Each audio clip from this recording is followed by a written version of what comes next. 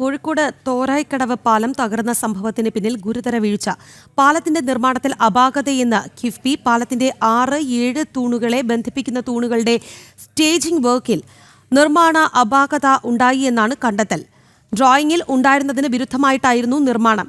മെമ്മോയ്ക്ക് മറുപടി ലഭിച്ചില്ലെന്നും കിഫ്ബി. ഈ മാസം 14-നാണ് നിർമ്മാണത്തിനിടെ പാലം തകർന്നത്. വിവരങ്ങളുമായി ദിസ്ന ചേരുന്നുണ്ട്. ദിസ്ന, വിശദാംശങ്ങൾ. കടവ് പാലം തകർന്ന സംഭവത്തിലാണ് ഇപ്പോൾ പൊതുമരാമത്ത് വകുപ്പിനെതിരെ കിഫ്ബി രംഗത്ത് വരുന്നത്. നിർമ്മാണത്തിൽ അപാകത കണ്ടെത്തി റിപ്പോർട്ട് സമർപ്പിച്ചിരുന്നു.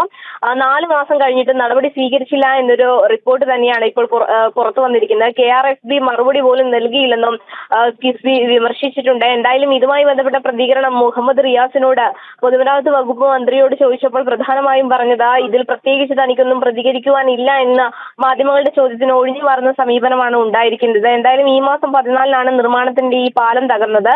3-4 തൂണുകളുടെ ഗർഡർ കോൺക്രീറ്റിനിടെയാണ് തകർന്നത്. വിശദമായ പരിശോധന നടത്തിയതിനു ശേഷം നടപടി എടുക്കുമെന്ന് തന്നെയാണ് മന്ത്രിയും പലതവണ മാധ്യമങ്ങളോട് വ്യക്തമാക്കിയിട്ടുള്ളത്.